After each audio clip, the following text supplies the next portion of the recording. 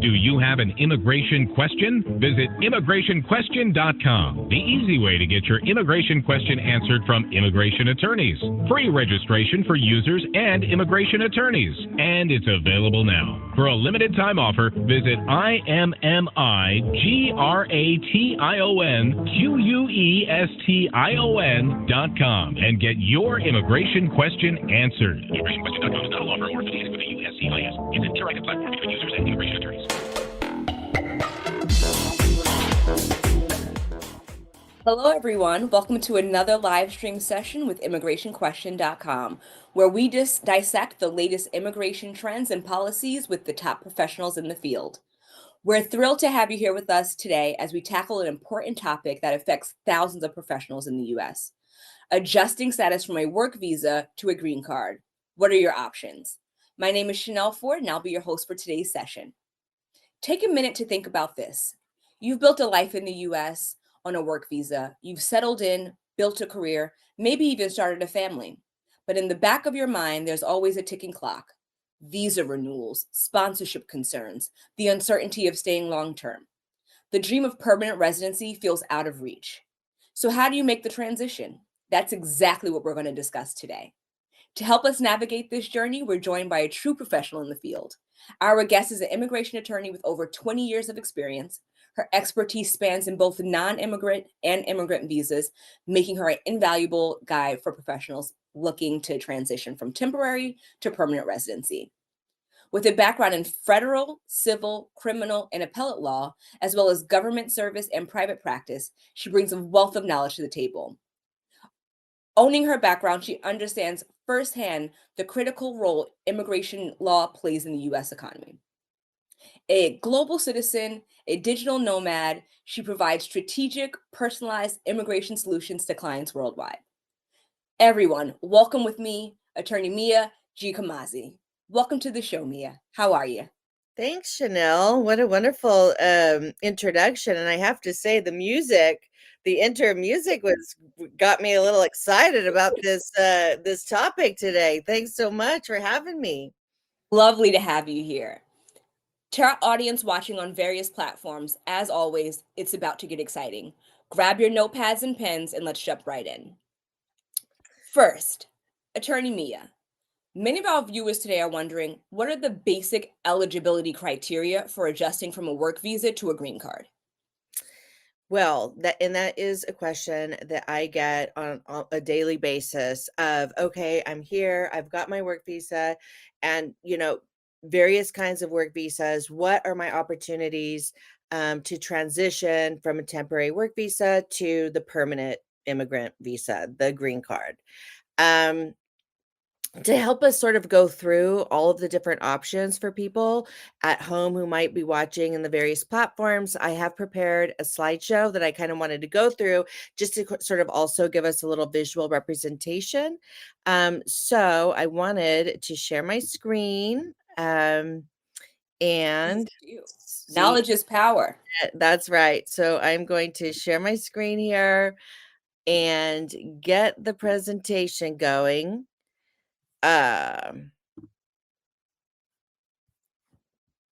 Okay, there it is. So this is just our topic, the work visa to the green card, and what are our options?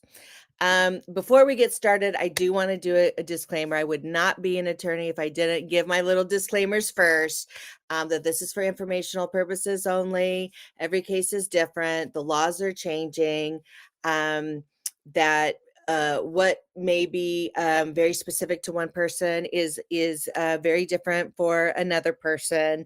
And we are going to exclusively focus the conversation today on employment-based eligibility to adjust from your work visa to a green card or an immigrant visa. So we won't be discussing other potential pathways, including, for example, family or investment opportunities. And a completely separate topic would be, okay, I am, on an H-1B or an H-2B or an L-1, and I want to get a green card. That's what we'll be discussing. But in a separate topic would be, well, what happens to my family during this process? And can they come along with me? And what if they're in the US? And what if they're outside the US and all that? And for purposes of just focusing today, we won't be discussing that. But those are some really exciting topics to also discuss for perhaps future reference. So, it's important to know, well, what are the employment-based immigrant visas? Someone says, okay, I want an immigrant visa. I want a green card, permanent residency. These are all the same concepts, different words for the same concept. So it's first best to really go back to, well, what are the various categories? There are different categories, but for purposes of today, we'll look and say, okay, there's EB or employment based one, and these are the priority workers. There's EB2, which are for professionals, either with advanced degrees or persons of exceptional ability. EB3, which are skilled workers, professionals, unskilled workers. This is a very wide category, and actually it has the most applicants each year in the EB3 category. Then there's religious workers, and then the EB5 are actually for your investment. So we're going to be focusing on the EB1, 2, and 3 today. And some of these are going to be your employer sponsored visas, and that is EB3 and EB2. And then some of these, the visa holder is determined to be of such a priority or has a national interest that they can sponsor themselves without needing an employer. And we're going to talk about both of those, the self-sponsoring or self-petitioning types of visas, as well as the employer-sponsored. The first thing I like to do when I'm evaluating whether someone fits into the category or fits into the work visa to the green card is, before we even talk about how to get there, I like to start at the end first to say, well, are you even eligible for a green card? Are you eligible to adjust status? Because if you're not, then, it's a long process. It's a complex process. I enjoy it. I love it. It's good for everyone, the worker, the business, the economy.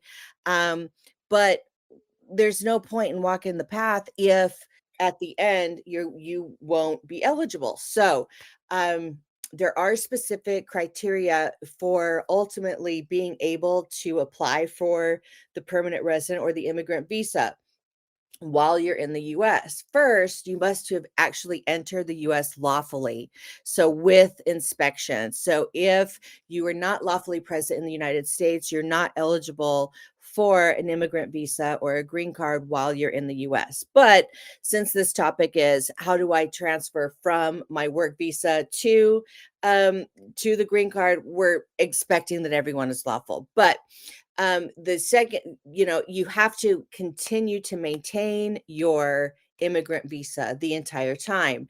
And so sometimes there becomes issues if you come in, you have an H-1B, you've been here for a long time, and then you lose your job. And what happens then? You must be in a valid non-immigrant visa status. So you must have entered, but then at the time of applying, you must have an actual valid status at the time of application. And then your priority date must become current. And again, the priority date is it's a very specific thing in immigration law that you can have a complete webinar on how to read the priority dates and when do they become current and this and that. But we're going to talk about that when we talk about timelines in a little bit as well. And then, of course, there's lots and lots of questions as it relates to eligibility, and that covers immigration issues, criminal issues, unauthorized employment, and it even covers things like your medical history. So, and so we go through and evaluate for all those things. The most common pathway to go from your work visa to the immigrant visa is through your employer sponsored immigrant visa. So this is where you really have you have a job offer from an employer. So this means you have to have a U.S. employer who is willing to sponsor you for this visa. And then it is really a 3-step process.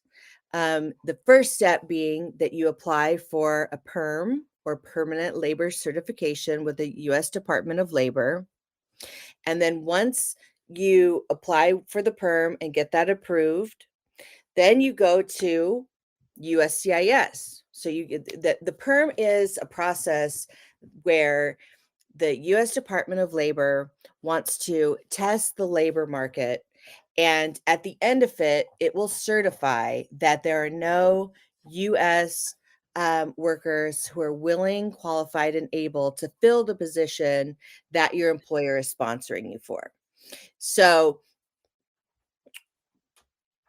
what's important about that, and what I like to emphasize about the PERM process, is when people when employers are worried to say, like, oh, what if this is taking away US jobs or something like that, the response is, well, it's built into the procedure that we do these robust recruitment, and we do all of this very detailed process required by the US Department of Labor to ensure that that all U.S. workers have been given the opportunity to apply and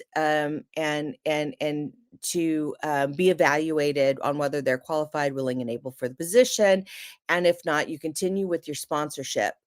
Once the USDOL certifies it, then it goes to the USCIS. And the employer goes to USCIS and says, okay, Department of Labor has checked off that there are no U.S. Workers who are willing, able, and qualified for this job. Will you please reserve an immigrant visa for my sponsored employee? And then if USCIS says yes, then the final step is that the employee can now apply to USCIS and say, okay, you have reserved this immigrant visa for me, but now I have to prove that I'm qualified. And that's when we go back to the eligibility of, okay, I enter the US lawfully, I am currently in a lawful status, and here's all of my immigration history and my travel history and where I've lived and all of that, and I'm qualified. And at the end of all of that, that's when you would be approved for your immigrant visa, and okay, now you're a permanent resident. And as mentioned, this is the most common pathway, and these are for the EB3s and EB2s. Any questions on that? I know I'm talking a lot, and I wanted to have No, that actually I'm throwing all kinds of information at you, but do you? This, I believe, is so informational. Like, I hope everyone that's watching truly understands, like, these are some really key differences. Understanding, like, these letters, when you go and you're filling out form, make all the difference in the world. So understanding the difference between, like, the EBs and the H-1Bs, I think are really, really significant. So thank you for going into that detail. Sure. And here's a timeline. So if you're going through an employer-sponsored visa, listen, green cards, you could watch the news and that's like what people are talking about all the time right now is it is an important benefit of that the USCIS is providing to someone is permanent residency up to 5 years, and then it's a pathway to citizenship that if you maintain residency after 5 years, then you're eligible to apply for naturalization. So it is a difficult process. They want to make sure through that PERM process that you're not that they're testing the labor market and ensuring that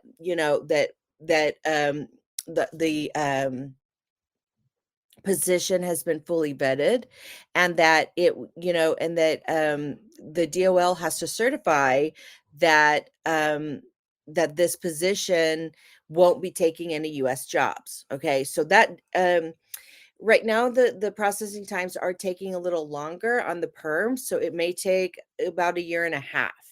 But the DOL has recently switched its the system on which the perms are filed, and I expect that actually those processing times might be sped up because it is a more efficient system. And then after the perm is filed, again, you go to the USCIS, the employer goes to the USCIS and asks USCIS to reserve that immigrant visa for the sponsored person. That's the form I-140. That one is actually eligible for premium processing, so that can go relatively quick. It can go, you can do it in as quick as 15 days with the premium processing, or it'll take a couple of months. Then you have to wait for your priority date to become current. So we talked about the three steps of the process: the perm, and then the I-140, and then your adjustment of status filing. But there is this fourth kind of looming thing here, which is the priority date. So once the I-140 is approved, you can't just automatically file for your adjustment. There are some categories that can, if their priority date is current. But there are a lot of things affecting how long you have to wait for your priority date to become current. And as mentioned, we could do an entire webinar on that. But some of the categories, and particularly for some of the countries, are very retrogressed, meaning it could take several years. And some of them, it could be an immediate filing, or it could be just a couple of months. So it really is a very specific question, and depending on the time of year or the type of visa that you have applied for. So that's why there's several question marks there. And then you file your adjustment. So this is kind of the timeline. And again, the processing times are current to today, but they're always changing, and it depends on many factors related to what service center it is, what your category is, where your country of origin is, lots of things. So I guess that kind of completes my conversation as it relates to the self-sponsor, to the employer-sponsored. Do you have any questions, comments, or would you like me to move on to the self-sponsored? No, you answered the second question I had, because I was going to ask like the key differences. So you broke that down beautifully. So you can definitely move on to the next fit for sure. Right. So that with the self-sponsored immigrant visas, I mean, the main difference is there's no employer needed. You get to sponsor yourself. But to be able to do that, you have this higher burden of proof. You have to, not everyone can sponsor themselves. It's really the ones who have this extraordinary ability, or who have been determined to be eligible for what's called this national interest waiver. And I'm going to give some sort of examples, to really fall under the EB1 category. We're talking about professors, national, international recognition in your field, getting prizes. We're talking about in well-known international prizes, publications, media coverage, judging other people's work. These are your very special people who probably would be on, let's say, an O1 as their non-immigrant visa, who are then transitioning over to an EB1. The EB2 has two categories. There's just your regular EB2s who have advanced degrees or exceptional ability. And then there are people who have advanced degrees like master's, bachelor's plus a certain amount of experience, or your PhD people who also have a plus factor, who meet a specific number of criteria that are specifically listed within the regulations. And again, these are just not your average. Like if you have a PhD, that's great, but you're not going to be a national interest waiver candidate unless you also are able to establish these plus factors. And it's about work with substantial merit and national importance, evidence showing the U.S. would benefit from waiving the job offer requirement. Again, publications, awards, media coverage. There's a list of them, and if you think you might qualify, then definitely you should see. This is something where you're not going to do it on your own. You should definitely see a professional to do it. So we're talking about scientists, researchers, particularly in fields of national interest, so like robotics, AI, all the engineering, green technology, all of these things that are really going to be very important to the US and the US economy, infrastructure, those sorts of things. And healthcare professionals also fall under this, particularly serving underserved communities, improving them, building them up, that sort of a thing. And the self-sponsored timeline, what self sponsorship does is it allows you to jump over the perm. So you don't have to do the perm anymore. You just go straight to the I-140 and then you wait for your priority date and then you get your AOS filing, your adjustment of status filing. So it's a longer preparation of the application because it's just so much more detailed with how you actually qualify. But then you don't have to do the perm. You go straight to your I-140, and then the priority dates will take less time because there's just such fewer people who are actually going to be qualified for these positions that there's more visas available at a quicker timeline. So what are common obstacles to actually obtaining the immigrant visas? There's delays in processing, there's delays in the perm, there's the backlogs, especially for people like EB3s and EB2s for people in India and China that could go 10s, 20 years. RFEs, changing laws. We're seeing the laws for these things change, on a daily basis. And again, going back to your introduction, the question that is in everyone's, mind is, I'm here, but I have to continue to maintain my status. And you have to continue to maintain your status until you get your immigrant visa. So you have to continue to maintain the status until you can actually apply for the adjustment. So that's something to continue to consider. Whoops, I'm clicking the wrong button there. So the best practices for me is to start early. Don't wait until your visa is expiring. Work with an experienced attorney. And maintain lawful status at all times. And another thing that I could say is, for example, coming over here, I say, strategic planning makes a big difference. So if someone comes to me and says, I'm looking for an EB2, NIW, or I want to see, I'm an Indian national, I've got this I-140, but it's going to take a long time. My priority date is just so far away. How can I jump into an EB1 category?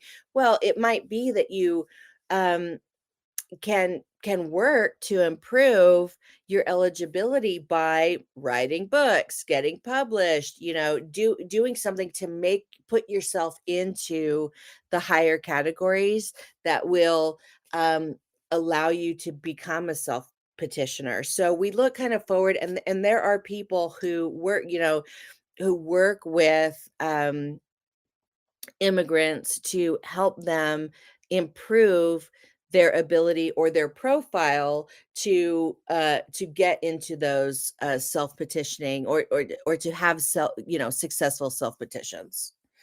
So yeah, I mean, I guess that was the presentation. I know that we're getting close to times, and perhaps we'd like to take some questions.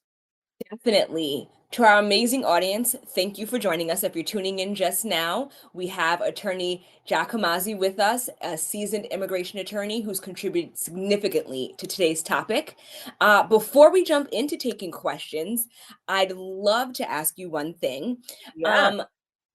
For a platform that seeks to aid immigration journey of every documented and undocumented immigrant by connecting them with seasoned immigration attorneys like yourself, what do you think of immigrationquestion.com and what we're doing for the immigration community? I think it's great. I mean, a lot of people have immigration questions and they just don't know where to start in terms of getting answers to their questions, and getting help and getting assistance. And so to have this platform where people can go, and it's easy to find immigrationquestion.com. I have a question about immigration. I'm going to go to immigrationquestion.com and they're going to connect me to an expert. And I really think it's a great resource for people to begin, and it's a great resource for attorneys to be connected with people who need assistance and who need help, and we're happy to help them. That's what we're here for. Definitely. Thank you so much. To our viewers, feel free to ask a question any language of your choice, and you can get it answered for free at immigrationquestion.com today. Register today. We're going to jump into our live question and answer portion now. Our first question is from Priya. My employer is doing perm for me, but it's taking long. My work visa is close to expiring and my perm may not be ready. Can I stay in the US while waiting? So the answer is no. So remember that there are multiple steps here to being able to apply for the green card. The perm is only step one. And you're right, Priya. Unfortunately, perms are taking a long time these days. But having the perm be certified still does not allow you to adjust status. You still have to go through the employer asking the permission from USCIS to reserve the visa or the I-140. Then your priority date has to be current, and then you can apply for the adjustment. And at the time you apply for the adjustment, you have to be in a valid status. So if your work visa is getting ready to expire now, you're kind of far away from being able to do the adjustment because you still have, you need the perm, you need the I-140, you need your priority. So date current. So you will need to be able to extend your current visa, or you'll have to leave and then return back to your home country and then come back in on a new work visa. If you're on H-1B, I mean, the good news is so long as the perm was filed before your year 5 on your H-1B, then you can continue to extend your H-1B while your perm is going. And then once your I-140 is approved, you can continue to stay in H-1B status.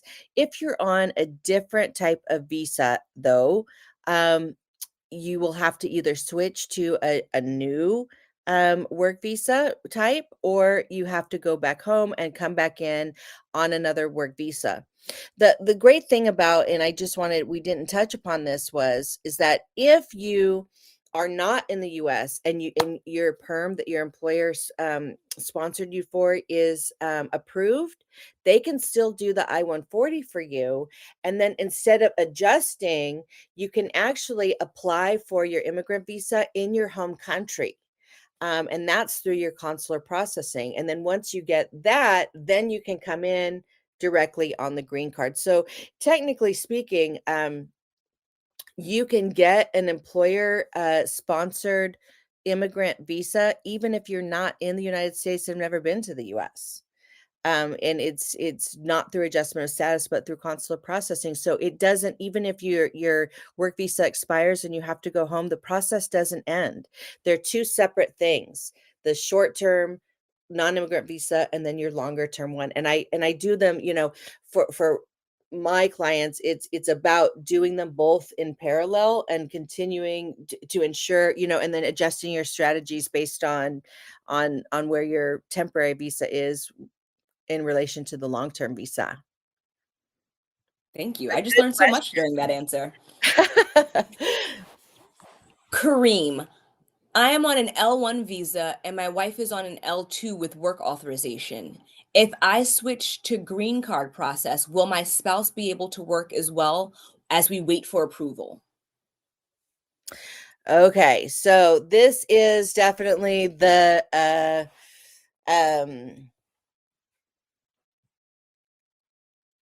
question that I sort of discussed at the beginning, which was, we're not talking about what happens with the family because this is a whole nother discussion, right? But the short-term answer is, okay, you can't, if you switch to green card process and you get your approved I-140, and then you get to the point of when you file for the adjustment of status, you can include your spouse in that, and then you can file for your employment authorization documents. And then once those are approved, and while your 485 or your adjustment is pending, you will be able to work. Thank you so much. And let's see, do we have time for one more? All right, there we go. Camilla, I filed my I-485 for a green card through my employer. May I travel internationally as I'm waiting? Well, the answer is it depends. So when you file an I-485, what that does is it is asking for you to adjust status from your non-immigrant visa to your immigrant visa, okay? If your immigrant visa expires while you're waiting for the 485 to be in process, which may take a year or more, okay? It allows you to stay in the US. And in fact, you can't leave unless you apply for advanced parole, an I-131, and you have that approved. And so if we always, unless you have a different type of visa, which allows you to travel internationally and it's valid. So for example, if you have an H-1B or an L-1 and you apply for a 485, but your H-1 is still valid, then you can travel back and forth on your H-1 visa. If, however, your 485 is pending and your visa that you applied for expires, then you can only travel internationally with an approved advanced parole document that is issued by USCIS. So the answer is maybe if you also applied for the I-131, but you can apply for that anytime. So even if you didn't apply for that at the time you applied for the 485, you can separately submit that application. Thank you. Perfect. I think that was the last question. Okay, good. This has been such an interesting conversation. Thank you so much for joining us today. I've learned so much. I hope the audience has learned so much. We hope that this webinar has helped you. If you have any questions or if you want to learn anything else, visit immigrationquestion.com so that we can connect you with an immigration attorney who can guide you through your journey, such as Attorney Mia here today. If you've missed any part of this session or want to listen again, this recording will be available on Spotify and other platforms, various that you like to listen to. Just search for Borderless Talk by immigrationquestion.com. Join us next week for another great session on employment-based immigration. Chanel, and I'll see you next time. Thank you so much, Mia, for joining us today. Thanks, Chanel. Do you have an immigration question? Visit immigrationquestion.com, the easy way to get your immigration question answered from immigration attorneys. Free registration for users and immigration attorneys. And it's available now. For a limited time offer, visit immigrationquestion.com and get your immigration question answered. Immigrationquestion.com is not a law firm or affiliated with the USCIS. It's an interactive platform between users and